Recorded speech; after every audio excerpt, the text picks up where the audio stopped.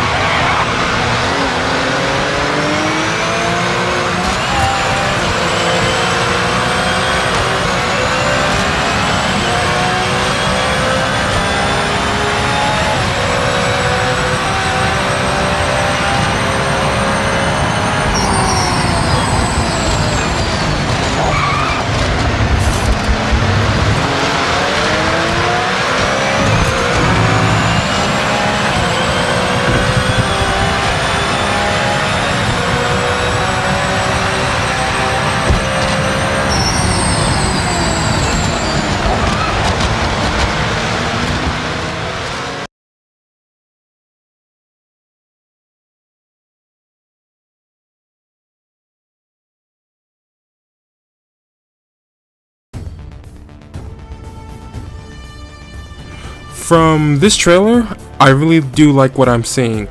The graphics are way better in this scene than the last couple of trailers that they have released that showcase gameplay. The car sounds really good. It seems like when you compare it to the real thing, it sounds like a lower pitch, and I'm not saying that's a bad thing. It often sounds like a slightly lower pitched RSR, and I'm not saying the 911 RSR is a bad sounding car. It's just something that I've noticed. I'll be linking a qualifying lap of the Porsche 911 GT3 Cup 2 at NLS, so you guys can decide for yourself whether you think it's closer to the real thing or not. The environmental sounds sound pretty good. Like, I like the sounds of the rumble strip. You can hear the gearbox whine, even in chase cam, which is something that Gran Turismo does not do, so that's kind of interesting.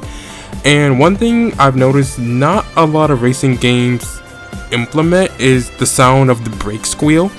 Now, you know, obviously, like, they'll simulate tire squeal or like tire screeching when your brakes lock up or if you're sliding, but no game really implements the brake squeal noise effect. So I think that's a nice touch to it, to be honest with you. Like I said, the rumble strip sound really good.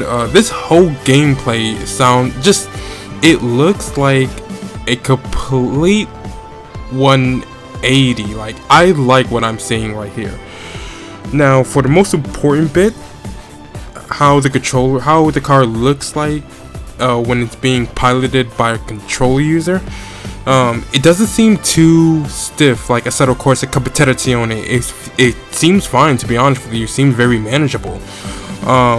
Manageable as, you know, Gran Turismo. Forza, I don't know, probably not.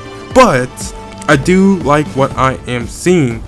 I do like the fact that the gameplay showcases two camera angles, both chase cam and hood view, because I used to play on hood view for a very long time. I also used to play on chase cam for a very long time back in the old Gran Turismo 3, Gran Turismo 4 days, and even when I do play some arcade races, I use chase cam. So I'm really glad that they showcased a couple different angles here. They showcased the AI, you know, they showcased, you know, a bunch of things that we never got to see in the gameplay too. So I'm really satisfied about that.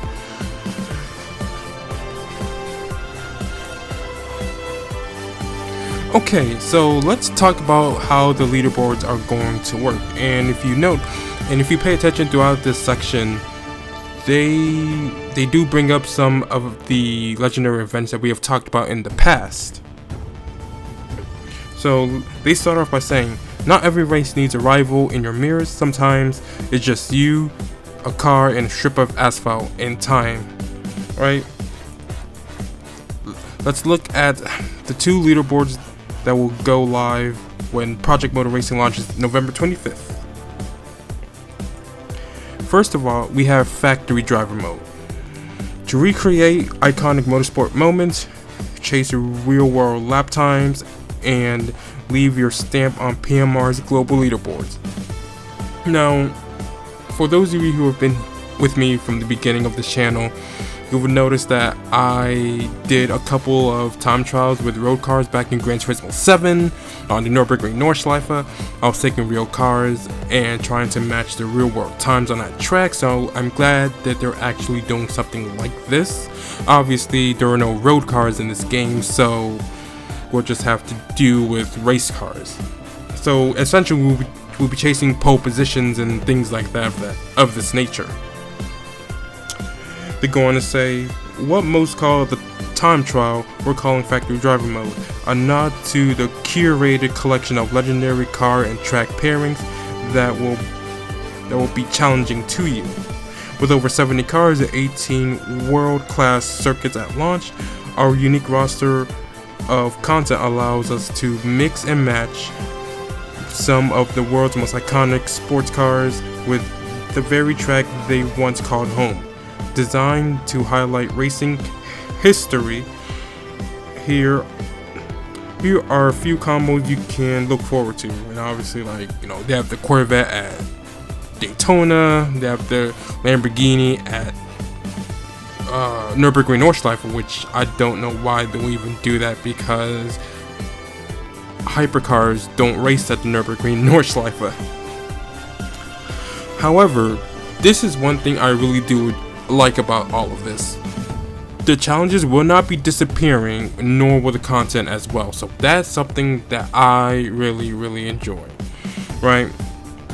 Because sometimes, like for instance, like take for example, Gran Turismo 7 has weekly time trials that go away every week. So, which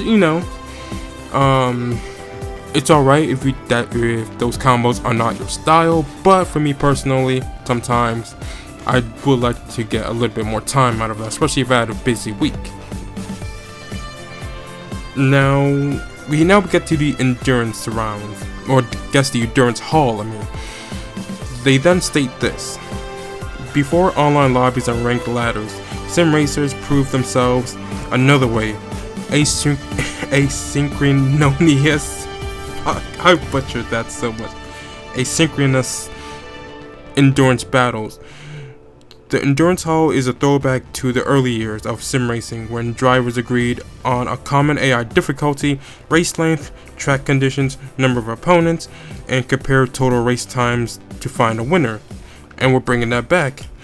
In the Endurance Hall, you'll take on races inspired by real-world endurance epics like 150, 200, 300 kilometer events where strategy matters as much as speed, sometimes replicating real-world events, sometimes bringing together a wish list of tracks/car combos. These events will be a test of your endurance, skill, and racecraft. Fuel, tires, pit calls, pace, you'll need it all to get on this leaderboard. Now that all sounds like very interesting things. I've never really done anything like that before, but then again, I've only started sim racing with quotations since 2023, so all of it seems really interesting. I can't wait to see how far this will go. I can't wait to see what kind of combinations that they're going to put out. I can't wait to see all of that good stuff. Now it's time to talk about the new cars that they have revealed, and I'm going to be doing this by class because it just makes it easier for people to follow. So for the LMDH class, or Le Mans Daytona hypercar class, you got the Alpine A424 Beta. You have the Peugeot 9X8.